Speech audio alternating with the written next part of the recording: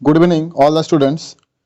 তো আজকে আমরা যে রাষ্ট্রবিজ্ঞানের অনেকজন কমেন্ট করে চাইছিল যে রাষ্ট্রবিজ্ঞানের সেটগুলো দিতে। তো আজকে আমরা রাষ্ট্রবিজ্ঞানের সেই জন্য 2 নম্বর সেট নিয়ে চলে এসেছি। ঠিক আছে, তোমরা এই উত্তরগুলো সব দেখে নাও। তাহলে প্রথম কোশ্চেন দেখো, ঠান্ডা লড়াইয়ের সঙ্গে সম্পর্কিত দেশগুলির নাম। উত্তর কি হবে? অপশন সি, মার্কিন যুক্তরাষ্ট্র ও সোভিয়েত ইউনিয়ন কিন্তু ঠান্ডা লড়াইয়ের মেন যে দুই শক্তি, যে দুই দেশ, তারা কিন্তু এই যুদ্ধে জড়িয়ে পড়েছিল। 2 নম্বর দেখো, ন্যাটো গঠিত হয় কত সালে? 1949 সালে 4 এপ্রিল। ঠিক আছে, সব ঠিক দেওয়া আছে আগে থেকে। 3 নম্বর দেখবে যে বেলগ্রেড সম্মেলন অনুষ্ঠিত হয় 1961। জোট নিরপেক্ষ আন্দোলনের প্রথম সম্মেলন বেলগ্রেড সম্মেলন, যেটা 1961 সালে বেলগ্রেডে সংগঠিত হয়। তারপরে দেখো 4 নম্বর, সুচিন্তিতভাবে নির্ধারিত জাতীয় স্বার্থসমূহ সম্পর্কে সুবিন্যস্ত বিবৃতি হলো পররাষ্ট্রনীতি। কে বলেছেন? উত্তরটি হবে F.H. হার্টম্যান। ঠিক আছে, এই উত্তরটা হবে কি না, F.H. হার্টম্যান। নেক্সট দেখো, ভারত পাক সিমলা চুক্তি 1972 সাল। ঠিক আছে, ভারত এবং পাকিস্তানের মধ্যে যে সিমলায় যে চুক্তি স্বাক্ষরিত হয়েছিল 1972 সালে, কাশ্মীর মধ্যেখানে নিয়ে, সেটি 1972 কিন্তু। ঠিক আছে, অপশন বি। তারপর 1991 সালে ভারতের ড্যাশের প্রধানমন্ত্রীর আমলে রাজার অর্থনীতির সূত্রপাত ঘটে। এখানে কি হবে? নরসিংহ রাও।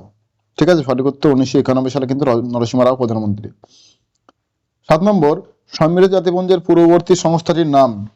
তাহলে সমৃদ্ধ, যেটা এখন UN, United Nations of Organisation, হ্যাঁ, সেটার আগের নাম কি ছিল? লিগ অফ নেশনস, বা বাংলায় জাতির সংঘ, অপশন ডি। 8 নম্বর, নিরাপত্তা পরিষদের অস্থায়ী সদস্যদের কার্যকাল কত বছর? এটা কিন্তু 2 বছর হবে।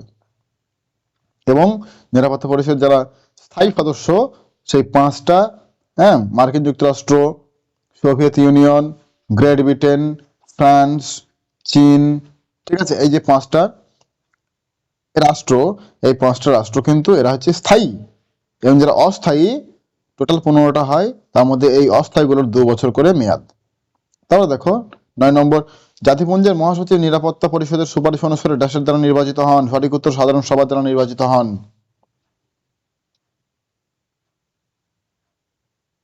10 নম্বর, সাধারণ সভাকে কূটনীতিবিদদের সম্মেলন বলেছেন কে? সুম্যান। ঠিক আছে। 11 নম্বর, সুপ্রিম কোর্টের বিচারপতিদের অবসর গ্রহণের বয়স হলো 65 বছর। অনুরূপভাবে যদি বলে হাইকোর্টের বিচারপতিদের, তাহলে কি বলতে হবে? 62 বছর। সুপ্রিম কোর্ট হলে 65 বছর।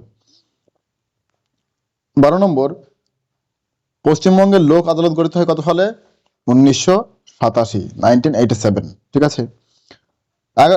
13 নম্বর, কোন ধারা বলে হাইকোর্ট মৌলিক অধিকার রক্ষার লেখ জারি করে? তাহলে এটা কিন্তু 226 নম্বর ধারা বলে। XV কি দেখো, যে ক্রেতা সুরক্ষা আইন তৈরি হয় কত সালে? 1986 সালে।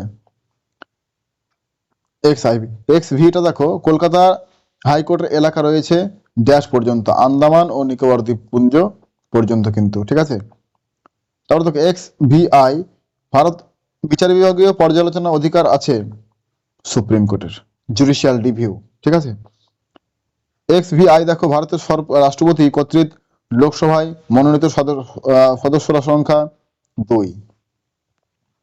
ভারতবর্ষে এখনো পর্যন্ত যে ধরনের জরুরি অবস্থা জারি হয়নি, সেটি হলো আর্থিক সংকটজনিত জরুরি অবস্থা।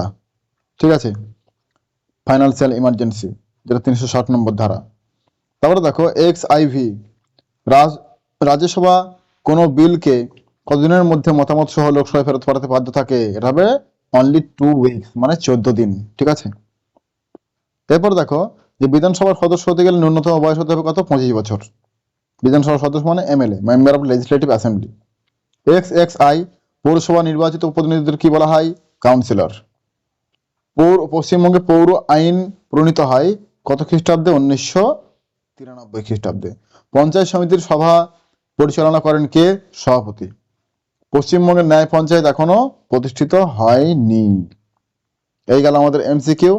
এরপর আমরা ধ্যান দেবো কোথায় না? ACQতে। ACQ গুলো আমি বলবো এবং তোমরা খাতায় এগুলো নোট করে নেবে। ঠিক আছে।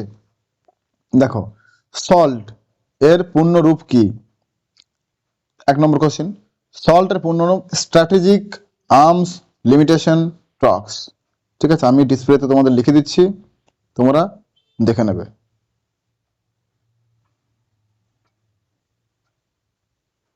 দেখো, strategic, STRATEGIC, strategic, ARMS, L for limitation, LIMITATION, T for TALKS, strategic arms limitation টক্স। ঠিক আছে, এ হলো তোমাদের সল্টের পুরো নাম। এর পরের কোশ্চেন হচ্ছে দেতাত বলতে কি বোঝো। দেখো, উত্তরটা হবে যে আন্তর্জাতিক সম্পর্কের ক্ষেত্রে দুই বা ততোধিক দেশের মধ্যে উত্তেজনা হ্রাস ঘটিয়ে স্বাভাবিক সহবাসস্থান তৈরির প্রক্রিয়াকেই দেতাত বলে।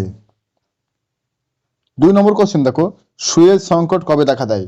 সুয়েজ সংকট দেখা দেয় 1956 সালে। পেরেস্ত্রাইকা কি? এটা আমি মুখে বলে দিচ্ছি।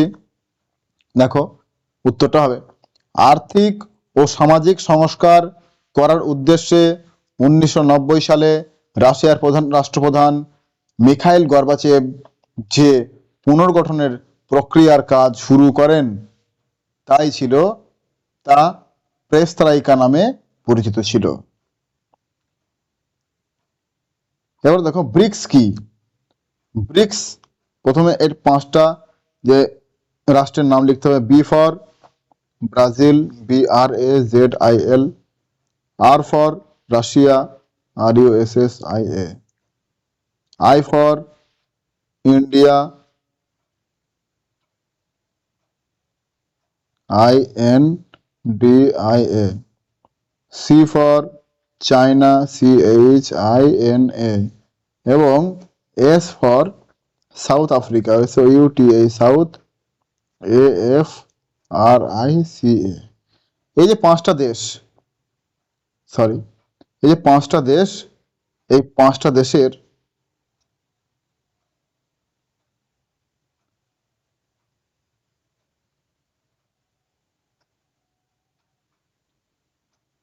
তাহলে এই 5টা দেশের যে ডিসপ্লেতে দেখালাম, এই 5টা দেশের পারস্পরিক অর্থনৈতিক সহযোগিতার যে সংগঠন সেটি হলো ব্রিক্স। এবার অথবা কোশ্চেন দেখো, G77 বলতে কি বোঝো? দেখো, গ্রুপ 77, ঠিক আছে, আমরা এটা বিভিন্ন রকমের উত্তর লিখতে পারি, তবে আমি যেটা বলছি সেটা তোমরা একটু লিখতে পারো। G77 হলো জাতিসংঘভুক্ত উন্নয়নশীল দেশগুলির জোট। প্রতিষ্ঠাকালে এর সদস্য সংখ্যা ছিল 77টি, তাই জন্যই একে গ্রুপ 77 বা G77 বলে। বর্তমানে G77 এর সদস্য সংখ্যা 135টি। ঠিক আছে, এরপর যেটা ফুল ফর্ম আসছে সাপটা। সাপটার ফুল ফর্মটা আমরা দেখে নেবো। সাপটা, S for SAARC, SAARC. SA তে SAARC, P for preferential, PREFERENTIAL, preferential, T for trading, TRADING, trading, A for arrangement,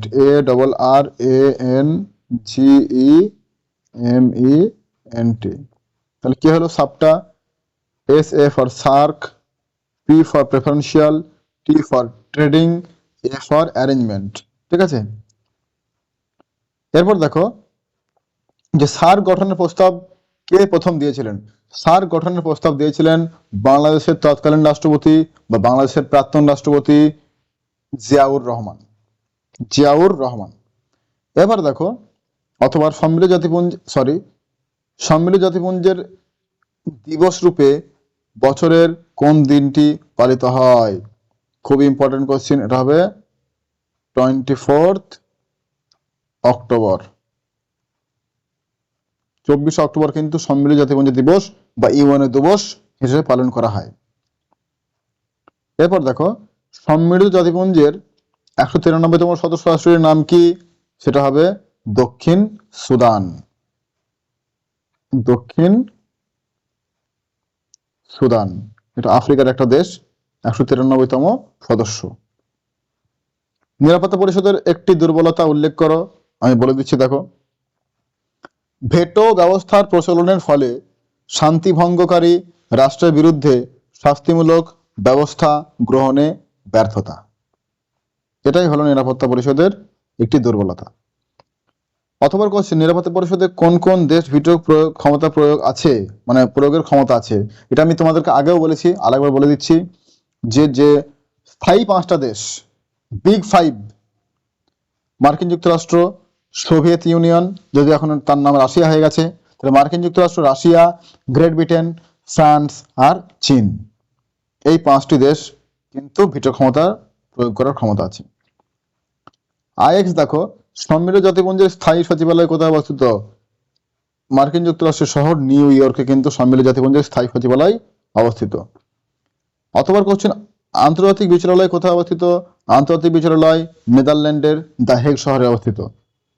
10 নম্বর, সাধারণ সভার একটি গুরুত্বপূর্ণ কাজ উল্লেখ করো।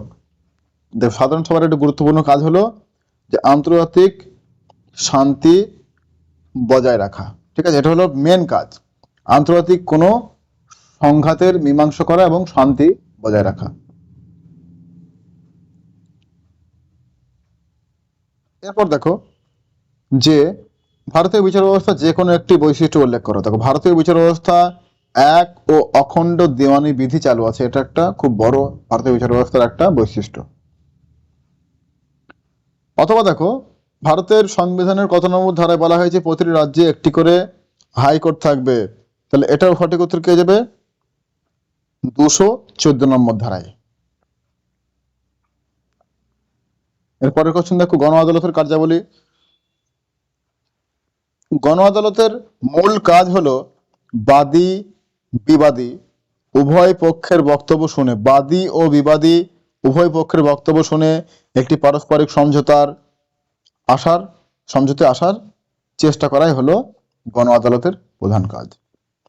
এবার দেখো, ভারতের রাষ্ট্রপতি কিভাবে নির্বাচিত হন, খুব ভালো করে শুনে নেবে এটা।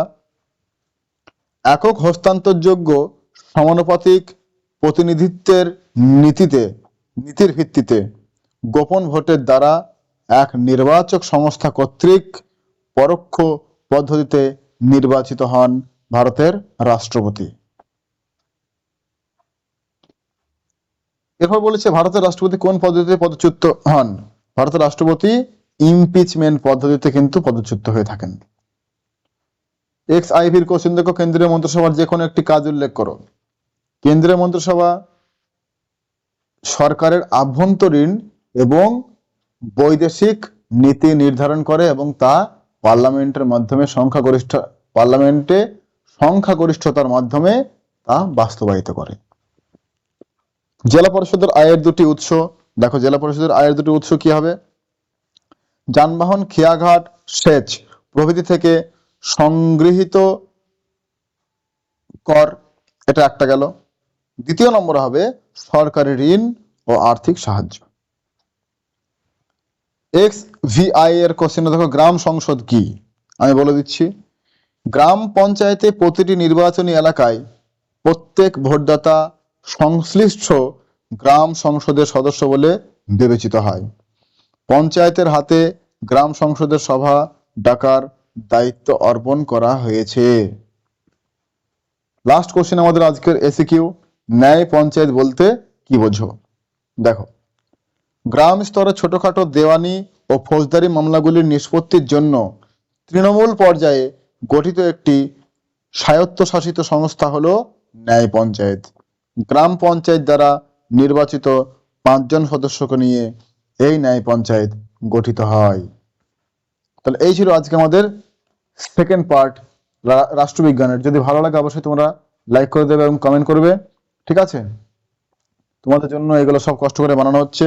তো পরবর্তীকালে ভিডিওতে যদি আবার তোমরা যদি কমেন্ট করে থাকো, পরবর্তী ভিডিও কিন্তু আবার আমরা নিয়ে আসবো। 3rd, 4th, 5th সেটগুলো সব তোমাদের জন্য আমরা হাজির করব। তো দেখা হচ্ছে পরের ভিডিওতে। চলো, thank you, thanks for watching.